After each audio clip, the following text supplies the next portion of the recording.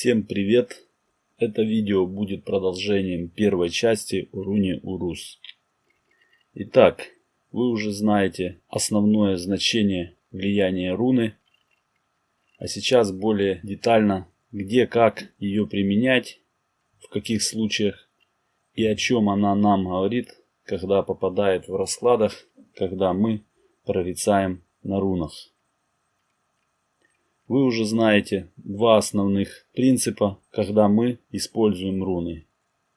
Первый – это так называемый магический, я бы сказал практический способ применения рун, когда мы непосредственно хотим повлиять на то, что нас окружает, на определенное событие, одним словом, на любой из процессов, происходящий во времени. Второй способ использования рун – это прорицание. Гадание, так сказать, мантика. То есть, когда мы при помощи рунного набора ведем диалог с рунами, в процессе чего получаем ответы на заданные нами вопросы. Ответы разного характера на любые темы, которые касаются жизни человека. Итак, применение руны в практических целях. В первую очередь вы уже знаете, для того, чтобы применять руны, не обязательно их на чем-либо чертить, то есть создавать. Если у вас хорошая взаимосвязь с рунами и вы уже ощущаете весь футарк, а только тогда можно использовать руны. Использовать руны, зная всего лишь одну или несколько рун, не понимая сути всего футарка, то есть рунной системы, не принесет вам никакой пользы, я вас уверяю. Те, кому хватит терпения пройти весь путь изучения рун, сами найдут этому масса подтверждений. Если же мы все-таки создаем руну в виде кулона, надписи на одежде, надписи на теле, на бумаге, на картах, на каких-либо предметах быта, на чем угодно, и мы уже понимаем всю суть рунной системы, руна Урус – это та руна, которая в первую очередь помогает сдвинуть любую ситуацию с мертвой точки. Это самое основное использование этой руны, когда мы ее применяем в отдельности, не прикрепляя никакими дополнительными рунами, не ставя руну ни перед Урус, ни после Урус, а именно в одиночном символе, кулоне, либо еще раз повторюсь, проговариваем ее мысленно, думаем о ней. Если же говорить о прорицании, когда мы задаем рунам вопрос, после того, как мы вытянули руну из мешочка, оказывается руна Урус в прямом положении, то в зависимости от поставленного вопроса во времени, руна Урус имеет то же самое значение, как и в практическом применении, когда мы ее наносим на кулон, думаем о ней для того, чтобы сдвинуть что-то с мертвой точки. То есть, видя эту руну в раскладе, опять же повторюсь, в одиночной руне, когда вы опускаете руку в мешочек для того, чтобы вытянуть одну руну, можете сразу себе понимать, что руна говорит вам о том, что ничего не будет стоять на месте. И опять же, еще раз уточню, в зависимости от того, в каком времени вы задаете вопрос, на какое событие, то, что сейчас уже есть, или то, что будет, или то, что происходит. Это имеет очень важное значение. Кто уже обладает практикой прорицания на рунах, понимает, что чаще всего одной руны недостаточно для того, чтобы получить на определенные вопросы какой-то емкий ответ. Для этого мы вытягиваем дополнительные руны, и также в дополнительных рунах при задавании вопроса может выпадать руна Урус.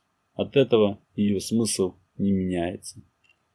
В большинстве интерпретаций рун, в случае гадания на рунах, когда вы читаете обозначение рун, то значение рун в перевернутом виде звучит как будто бы все наоборот, то, что было и в прямом положении.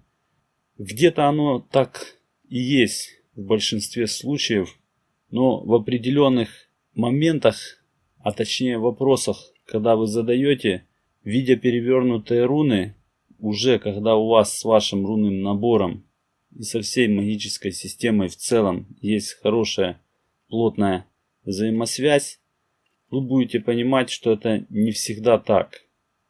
Если говорить в данном случае, а именно про руну Урус, то в прямом положении она обозначает, что будут происходить процессы, будет происходить движение, будет меняться, что-то будет сдвинуто с мертвой точки, ничего не будет оставаться на месте.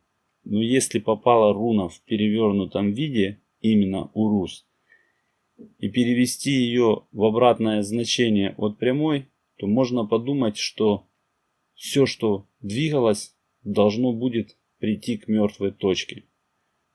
На самом деле это будет неправильным объяснением в данном случае, в случае с перевернутой руной Урус. Я не буду сейчас вдаваться в подробности толкования рун в случае прорицаний на рунах, так как для этого нужно наводить масса примеров разных типов вопросов, как касательно времени, так и разных жизненных ситуаций. Для этого будет специально отведено время, но оно будет уже после того, когда мы с вами будем понимать всю суть рун, системы рунных знаков. Если говорить о рунах, когда мы их применяем практически для того, чтобы повлиять на что-либо, либо на кого-либо, либо в целом изменить свою жизнь, конкретная суть влияния определенной руны на определенные процессы, принцип применения любого человека будет одинаковый. Но когда вы задаете рунам вопрос, а вы задаете именно своему рунному набору, с которым у вас уже будет плотная взаимосвязь в определенный момент вашего изучения и понимания рун, диалог с рунами у всех происходит по-разному. Это что-то из рода того, как вы сами лично с разными людьми общаетесь по-разному. С маленькими детьми вы сюсюкаетесь, определенных людей вы уважаете и держите себя в максимальной сдержанности, не проявляя эмоций. От людей, которых вам нужно что-либо получить, либо вы испытываете определенную симпатию, вы ведете себя с ними совсем по-другому, как с теми людьми, на которых вам в целом, в принципе, все равно, и вам безразлично, как дальше будет происходить судьба и ваша жизнь с этими людьми. Ровно так же и в рунах. Для каждого человека, который впустил в свою жизнь руны, и у него появился рунный набор, и он по-настоящему изучил и почувствовал руны, и у него пошла плотная взаимосвязь, диалог с рунами происходит по-разному. Из своего личного опыта могу сказать, что в зависимости от моего эмоционального состояния и того, насколько я не то чтобы настроен общаться с рунами, а то, как я настроен общаться с рунами, и от сути и важности вопроса для меня, руны каждый раз ведут себя по-разному. Временами я получаю очень четкие и быстрые ответы, а в другой случай мой диалог с рунами может продлиться в целую беседу, из которой я делаю для себя выводы, о которых и мысли не имел перед тем, как начал разговор с рунами на интересующий для меня вопрос. Я понимаю, что сейчас для тех из вас, у которых нет ощущения с рунами, и вы на начале своего пути, это может казаться где-то как что-то из рода фантастики, там, сказки, мифа, чародейства. Где-то оно так и получается, потому что все те тайные знания, которые существовали долгое время на нашей планете, по каким-то причинам очень яро определенными группами людей разными способами были скрыты. Поэтому, если у вас есть четкая цель в постижении знаний о рунах, у вас есть желание впустить их в свою жизнь, у вас есть желание жить с рунами, понимать их и использовать, наберитесь терпения. Ничего не произойдет быстро. А я в свою очередь постараюсь приложить максимум усилий для того, чтобы этот путь изучения для вас был интересным, с наиболее меньшим совершением ошибок с вашей стороны.